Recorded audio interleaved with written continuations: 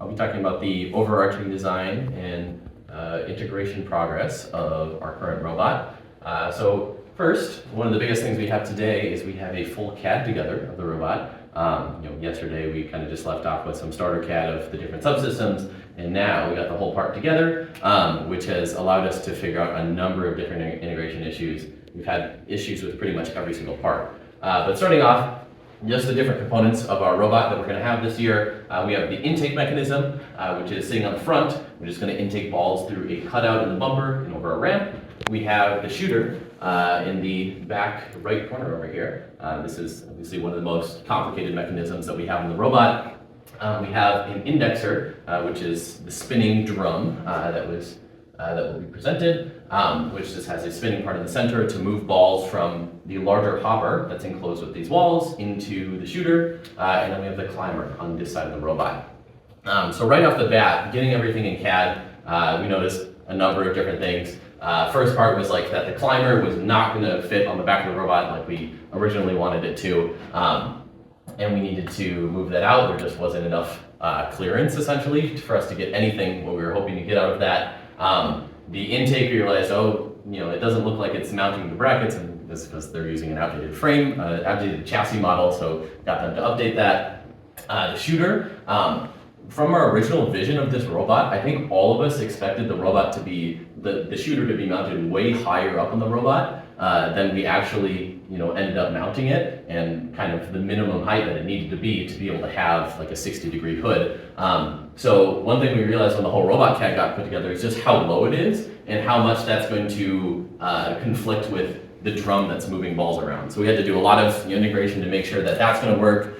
We realized that we can't have any powered indexing wheels inside the drum underneath the shooter, just because of how tightly constrained that is. We realized we don't have much space for a battery or any of our electronics, so we decided to put all of those on you can just click on this, on the bottom of the robot. We're still messing around with the mounting. It's like we wanted to put a battery in between these two motors, and now I have to move over here. So there's a number of integration challenges we ran into that we were really only able to figure out most of them once we had a full CAD together. So as you probably know on your teams, one of the best ways to figure out all these integration issues that people often overlook is to get everything together, see what conflicts with each other. Some things will be obvious, some things will only be found after you spend at least 10 minutes looking at it.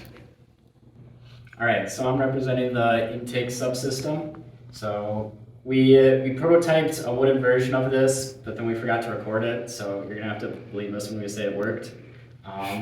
Right now we're finishing the almost complete model, and you can kind of see how this linkage is working, how we would like it to. For the back, we are using this kind of plastic sheet. It's probably polycarbonate, and we plan on using man's greatest invention, the zip tie, to fasten this into where we need it to be. And so yeah, that's pretty much all the progress we made. Our CAD is completely done now, and we're just assembling the main thing. So. Okay, I'm also part of the index team, and today we worked on the wall of the indexer. So right here we have a cutout in here to allow the gear to, when this is spinning, to give it room. And then on the other side we tried to maximize how many balls, so we lifted this up higher. Hi, my name is Twyla, and I worked on the field elements. Today we got a lot done. We were able to cut all of the stuff that we purchased, of which we have everything we need. We were able to complete the trench and the depot, and then we have various parts working on all the other elements. So we are index team, and today we have been prototyping our sort of like revolving propeller type part of our system, our drum, some people call it. So this is what we kind of started with. We have a propeller in the middle, and we were looking at how the ball rotates and whether or not it will go up the ramp nicely. We found that there's actually too much friction on the back panel for the ball to go up nicely. It tries to rotate back around the circle. So now we're transitioning over to more of a roller type system where we have churros supported by two walls.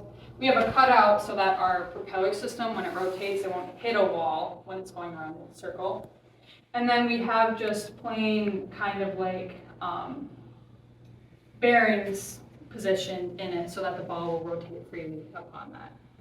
The second type of propeller system we tried was this one with kind of like a higher blade and a little bit of a cut in the bottom so that it could go over our ramp. However, we found that having a higher blade didn't really work because it also tried to push the ball more around the ramp instead of allowing it to move up. All right, so software mostly worked on kind of finishing our implementation of everything. The main two developments we went through today were adding photon vision and pathfinder, so those are added. And then in terms of software, we have most of our controls written. And the main thing we kind of need to do tomorrow is, as subsystems come online from mechanical, we need to go through and test things and ensure all the logic works. And the more primary focus of that will be on tuning like PIDs and whatnot with that. Outside of that, things are looking pretty good. We're just kind of waiting for the robot now. So. Hi, I'm gonna present the shooter. We had a lot change since we last presented anything. We're still going with the adjustable hood design. This decision was made because although just 2 flywheels would give us a lot of mobility and options, we get more options, more degrees of freedom by including that adjustable hood, and it's something that our software team really likes. So we're sticking with that. We did refine the design quite a bit. We have moved to this offset gear to move our pitch mechanism from 10 degrees here, which is the launch of this flywheel, this back flywheel, top flywheel, which is a little bit larger. It's 4 inches from this front flywheel, which is 3.5 inches. You can kind of see an isometric view of this design up there. And it moves from 10 degrees to 60 degrees to get every point in the field that we need from what we calculated. Additionally, on this back mechanism, we are using metal plates to carry the load and helical gears to keep our alignment. This was based on some kind of prior knowledge of using custom gears that maybe they don't stay on track super well, and helical gears can keep them aligned nicely. We're using 2 Neos to run the flywheels and a Neo 550 to run that pitch mechanism. So we're presenting the turntable, or I guess the turret part of the turret, the part that rotates. We had a couple discussions about getting rid of this or not. If just having a fixed turret could make a lot simpler mechanisms, make your robot, more space efficient. We decided to go with this just to show that this can be done, and if your team's going to do it, you could make it a little bit smaller if you want, with more design time. So we have the same helical gears that were used on the turret, and they just interlock with this turntable, and it spins it on little bearing stacks down here.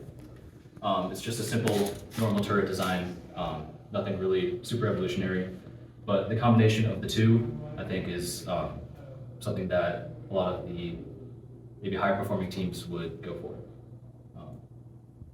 We've been spending a lot of time trying to get this plate just right that the turret is actually spinning on, and trying to mount the motor in a place that saves on space because we were running into some of the other subsystems in the robot. So we switched from having a directly powered gear to this 90-degree gearbox to try to just move it out of the way. A few things we noticed from testing this is it shoots really well. We're adding a stiffener on this back Neo because it shakes a lot when it shoots. And we noticed that maybe the helical gears that we're using to keep on track are a little too shallow. So we're planning to maybe increase the angle at which the helical gears are shooted. Additionally, we have a camera that is not yet physically in place that is going to be used for consistent auto aiming.